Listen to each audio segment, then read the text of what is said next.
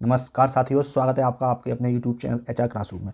दोस्तों, हम उत्तर प्रदेश विशेष के अंतर्गत प्रीवियस ईयर क्वेश्चन डिस्कस कर रहे हैं, है ना। चाहे वो प्रश्न किसी भी एग्जाम में आए हुए हों, चाहे वो UPSSC में आए हुए हैं, चाहे वो PCS में आए हुए, किसी भी एग्जाम में अगर आपके उत्तर प्रदेश विशेष से प्रश्न आए हैं तो वो यहाँ पर हम डिस्कस करने वाले हैं। हम अभी डिस्कस कर रहे हैं टॉपिक उत्तर प्रदेश का इतिहास। उत्तर प्रदेश के इतिहास से जितने प्रश्न आए हैं उन सबको हम यहाँ पर देखने वाले हैं। अब तक हम 46 प्रश्नों को सफलतापूर्वक डिस्कस कर चुके हैं, देख चुके हैं, ठीक है। अब हम आगे शुरुआत करते हैं 47 प्रश्न से। 47 प्रश्न हैं। अगर आपको हमारा प्रयास अच्छा लगता है तो प्लीज़ चैनल के सपोर्ट के लिए लाइक से सब्सक्राइब जरूर करें यार, प्लीज़, है ना। मेहनत बहुत लगती है तो प्लीज़ आप लाइक ज़रूर करें और कोई सुझाव हो तो कमेंट दीजिए, जैसा आप कहेंगे वैसा ही हम यहाँ पर उसको करने वाले हैं। कुशीनगर बौद्धों के लिए महत्वपूर्ण है क्योंकि गौतम बुद्ध पहला है यहाँ पैदा हुए थे, ने यहाँ ज्ञान प्राप्त किया था, ने ज्ञान प्राप्त करने के बाद यहाँ अपना पहला उपदेश दिया था, यहाँ मर गए थे। तो कुशीनगर में क्या हुआ था? कुशीनगर में गौतम बुद्ध को क्या मिला था? महापरिनिर्वाण मिला था, है ना। यहाँ मर गए थे यानी यहाँ पर यहाँ इनको मिला था महापरिनिर्वाण मिला था, यानी मोक्ष मिला था, ठीक है। कुशीनगर प्राचीन काल में इसे कुशीनारा कहते थे, प्राचीन काल में कुशीनारा, है ना। और इनकी जो मृत्यु हुई थी वो हुई थी 483 ईसा पूर्व में इनकी मृत्यु हुई थी। यहाँ पर एक बौद्ध स्तूप भी है ना। 8 बौद्ध स्तूप में से एक स्तूप बना है जिसे ये पेपर में आया है। यहाँ पर जो स्तूप है उसका नाम है रामभर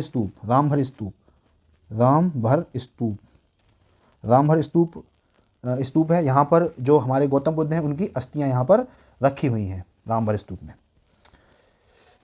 48 प्रश्न हैं। कुशीनगर बौद्ध लोगों का एक लोकप्रिय पर्यटक स्थल है, यहाँ है। पहला है, देखिए मैंने जो बताया था वही प्रश्न आ गया, है ना। हिरन का उद्यान, मूलगंध कुटी विहार, तिब्बती मंदिर या रामभर स्तूप।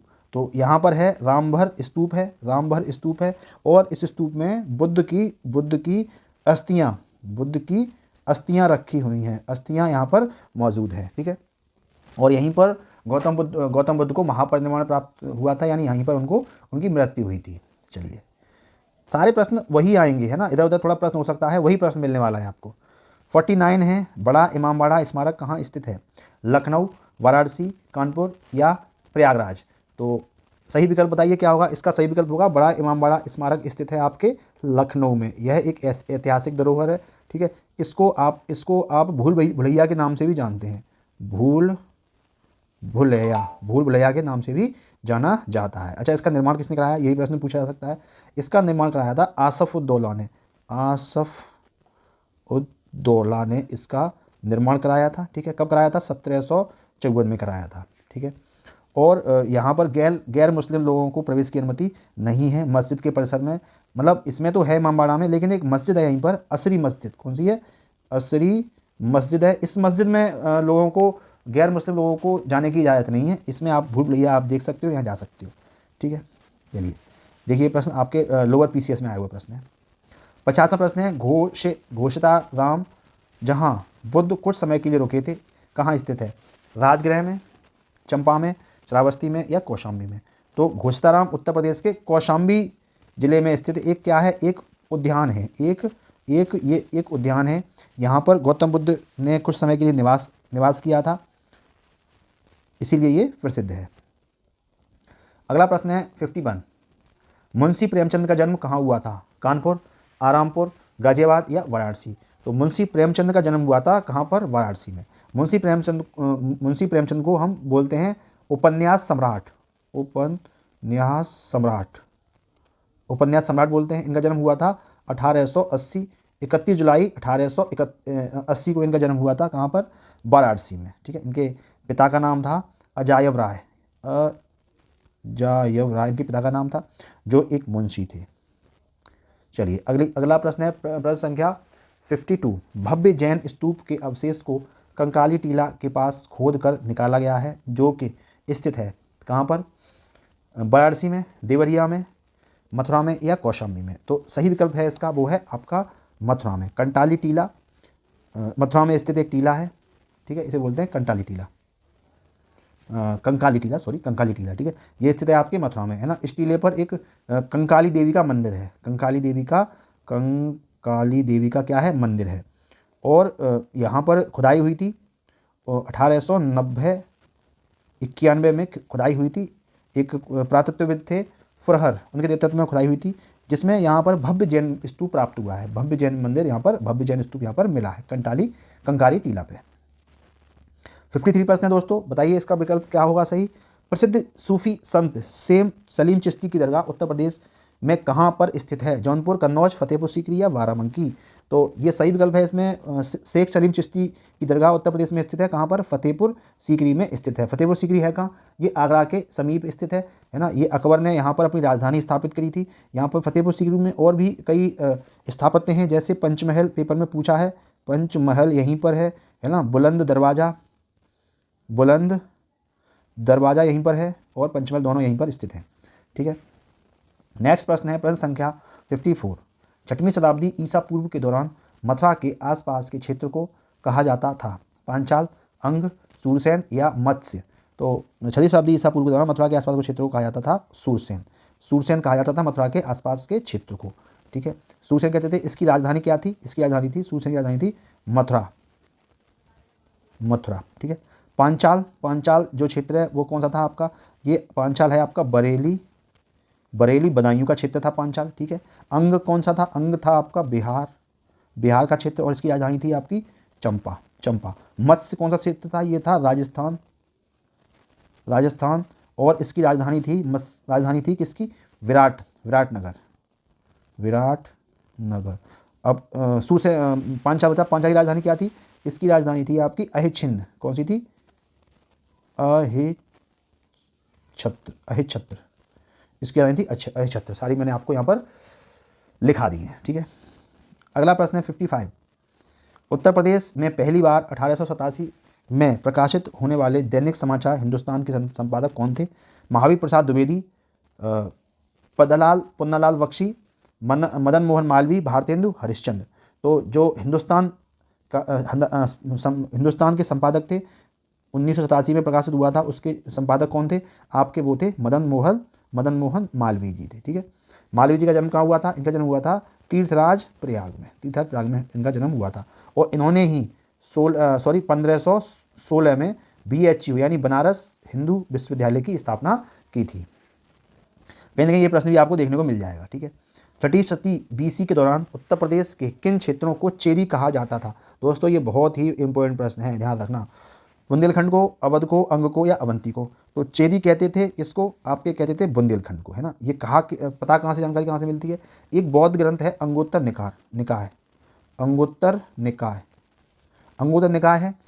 निकाय के अनुसार 6वीं शताब्दी ईसा पूर्व के समय पर भारतवर्ष 16 महाजनपदों में बटा हुआ था। ठीक है, इन 16 महाजनपदों में से 8 महाजनपद किस में हैं आपके? यूपी में एग्जिस्ट करते हैं। ये भी प्रश्न पूछा है, एग्जिस्ट करते हैं। ठीक है, और उसमें चेरी कहा जाता था किसको? चेरी कहते थे बुंदेलखंड को। ठीक है, अभी पिछली क्लासों में आपके 8 महाजनपद यहाँ पर लिखा चुका हूँ, आप उनको देख सकते हैं। ये मैंने प्लेलिस्ट बना दी है इसकी, तो प्लेलिस्ट में आप वहाँ से देख सकते हैं सारे। राजा हर्षवर्धन ने रिक्त स्थान में भद्र विहार नामक ज्ञान के एक बृहद केंद्र की स्थापना की थी। कहाँ पर? मथुरा, काशी, कन्नौज और हरिद्वार में। तो सही विकल्प हो जाएगा इसका कन्नौज। राजा हर्षवर्धन ने भद्र विहार नामक ज्ञान के एक बृहद केंद्र की स्थापना की थी। हर्ष ने दरबारी कवि थे एक बाणभट्ट। कौन थे? बाणभट्ट थे, जिन्होंने हर्षचरित्र और कादंबरी की रचना की थी। हर्ष ने 3 संस्कृत नाटकों की रचना भी की है। इसमें कौन कौन से हैं? परिदर्शिका, रत्नावली और नागानंद। अगला प्रश्न दोस्तों इसी क्रम में प्रश्न संख्या 58। अशोक स्तंभ में उत्कीर्ण किए हुए शेर का मुख, जिसे भारत सरकार द्वारा राष्ट्रीय प्रतीक के रूप में अपनाया गया है, कहाँ पर ये संरक्षित है? किस संग्रहालय में संरक्षित है? कुशीनगर, सारनाथ, कन्नौज और लुम्बिनी। तो सारनाथ में है ये। कहाँ पर है? सारनाथ में है। सारनाथ के स्तंभ से जो अशोक ने बनवाया था, उसके शीर्ष भाग को सिंह चतुर्भुज यानी 4 शेर थे वहाँ पर, है ना। और उसको भारत सरकार ने अपना चिन्ह बनाया है, राष्ट्रीय प्रतीक के रूप में अपनाया है। और यह सारनाथ के वर्तमान समय में ये सारनाथ के संग्रहालय में संरक्षित है, वहाँ पर ये रखा गया है। 59 प्रश्न है, चंदेल शासक के दौरान उत्तर प्रदेश का निम्नलिखित में से कौन सा क्षेत्र जेजाक भुक्ति या जयकोटी के नाम से जाना जाता है? बहुत इंपॉर्टेंट प्रश्न है दोस्तों। अवध, बुंदेलखंड, काशी या दोआब? तो सही विकल्प हो जाएगा आपका बुंदेलखंड। जेजाक भुक्ति या जयकोटी या वीर परस्विनी भूमि, ठीक है, ये कहा जाता था किसको? बुंदेलखंड को। नेक्स्ट प्रश्न है 60। आगरा और अवध के संयुक्त प्रांत, जिन्हें अब उत्तर प्रदेश के नाम से जाना जाता है, वर्ष 1921 में अपनी राजधानी को रिक्त स्थान से लखनऊ में स्थानांतरित किया गया था। आगरा, देहरादून, इलाहाबाद और कानपुर। तो सही विकल्प है, इसको राजधानी स्थानांतरित की थी कहाँ से? इलाहाबाद से, है ना। इलाहाबाद से स्थानांतरित करके लखनऊ में इसको स्थानांतरित की गई थी। ये हुआ था 1921 में। लेकिन अगर वर्तमान रूप में देखा जाए तो इलाहाबाद जानी जाती है न्यायिक राजधानी के रूप में, जानी जाती है, ठीक है। और आपकी लखनऊ तो इसमें है नहीं, तो ये है लखनऊ आपकी प्रशासनिक व विधायी, ये भी प्रश्न पूछा है ना। ये विधायी राजधानी किसे कौन है ना। तो ये प्रशासनिक, उत्तर प्रदेश लखनऊ प्रशासनिक व विधायक राजधानी के रूप में जाना जाता है। इलाहाबाद में है कि इलाहाबाद में उत्तर प्रदेश का हाई कोर्ट है ना। और इसकी खंडपीठ कहाँ पर है? लखनऊ में भी स्थित है। दोस्तों अगला प्रश्न है प्रश्न संख्या 61। उत्तर प्रदेश की गौतम बुद्ध की माँ देवदह राज्य के शासक परिवार से थी, जो अब उत्तर प्रदेश के रिक्त स्थान जिले में स्थित है। देवरिया, गोरखपुर, बस्ती और गोंडा। तो महात्मा गौतम बुद्ध की माँ का नाम क्या था? पहले तो ये पता होना चाहिए, ये इनका नाम था महामाया था। और वह देवदह राज्य के कोलीय वंश के परिवार से संबंध रखती थी। और देवरह राज्य वर्तमान समय में उत्तर प्रदेश के बस्ती जिले से संबंध रखता है। कहाँ से है? बस्ती जिले से संबंध रखता है। और यह उत्तर प्रदेश से सीमा, जो उस समय बुद्धकालीन समय पर इसकी सीमा नेपाल से मिलती थी। नेक्स्ट है 62 प्रश्न है। वाल्मीकि का आश्रम ब्रह्मवर्त में था, जो स्थित है। ये तो प्रश्न पता नहीं कितनी बार पूछा गया है ना, 7-8 बार तो मैंने करा दिया। बिठूर में, झांसी में, ललितपुर में और उरई में। तो महर्षि वाल्मीकि का आश्रम है वो आपके कानपुर से 24 किलोमीटर दूर कहाँ पर है? बिठूर में स्थित है। ये वही वाल्मीकि है जिन्होंने रामायण महाकाव्य की रचना की है। और इन्हीं के आश्रम में लव और कुश का जन्म हुआ था। सीता माता इन्हीं के आश्रम में रही थी, ठीक है। और ये प्रसिद्ध हिंदू तीर्थ स्थल है। नेक्स्ट प्रश्न है 63। 1 जनवरी 1845 को उत्तर प्रदेश के रिक्त स्थान नामक पहला हिंदी समाचार पत्र निकाला, जिसे गोविंद रघुनाथ ने संपादित किया था। नाम क्या है भैया उसका बताओ? सरस्वती, बनारस अखबार, हंस और जागरण। तो उसका नाम है आपका, पेपर जो है उसका नाम है आपका बनारस अखबार। 1 जनवरी वर्ष 1945 को उत्तर प्रदेश राज्य से बनारस अखबार नामक पहला हिंदी समाचार पत्र निकाला, जिसको गोविंद नारायण ठट्टे, देखो क्या नाम था इसका, गोविंद नारायण ठट्टे ने संपादित किया था। और इसके संचालक थे राजा शिवप्रसाद सितारे हिंद, संचालक थे। अच्छा, अगर हम देखें कि हिंदी का प्रथम समाचार पत्र कौन था, तो वो हुआ था प्रकाशित आपके 1826 में। नाम था, कलकत्ता से हुआ था ये, कलकत्ता से ये प्रचार यहाँ से शुरू हुआ था। और इसका नाम था उद्दंड मार्तंड नाम था इसका। और इसके संपादक थे वो थे जुगल किशोर शुक्ल इसके संपादक थे। चलिए, लेकिन 1845 को निकाला था उत्तर प्रदेश से, उसका नाम था आपका बनारस अखबार था। और गोविंद नारायण ठट्टे इनके कौन थे? संपादक थे। अगला है 64। भेड़ कुंड, जहां अर्जुन ने द्रौपदी से शादी करने के लिए मछली को निशाना बनाया था, उत्तर प्रदेश में कहाँ पर स्थित है? इटावा, फिरोजाबाद, फर्रुखाबाद या बाराबंकी। तो ये स्थित है आपके कहाँ पर? ये स्थित है आपके फर्रुखाबाद में स्थित है ना। ये पांचाल में इन्होंने किया था, पांचाल नरेश के यहाँ पे हुआ था। पांचाल नरेश द्रौपदी की पुत्री थी द्रौपदी, उनसे शादी करने के लिए अर्जुन ने उनकी मछली की आंख को निशाना बनाया था। और जो पांचाल है वो इस समय कहाँ पर है? आपके फर्रुखाबाद जिले में स्थित है। प्रश्न संख्या है आपके सामने 65। उत्तर प्रदेश के वर्तमान मुख्यमंत्री योगी आदित्यनाथ संप्रदाय से संबंधित हैं, नागा, नाथ, कालमुख या माधव। तो हमारे माननीय मुख्यमंत्री योगी आदित्यनाथ जी नाथ संप्रदाय से संबंधित हैं। इनका जो मूल नाम है वो है अजय सिंह विष्ट इनका मूल नाम है। इनका जन्म हुआ था पौड़ी गढ़वाल में 1972 में इनका जन्म हुआ था। 5 जून 1972 में इनका जन्म हुआ था। ये गोरखपुर में एक प्रसिद्ध मंदिर है गोरखनाथ मंदिर, उसके मंदिर के महंत हैं और राजनेता भी हैं। वर्तमान में उत्तर प्रदेश के कौन से मुख्यमंत्री हैं? ये 21वें मुख्यमंत्री हैं उत्तर प्रदेश के, और नाथ संप्रदाय से संबंध रखते हैं। इन्होंने एक राष्ट्रवादी संस्था स्थापित की है, उसका नाम है हिंदू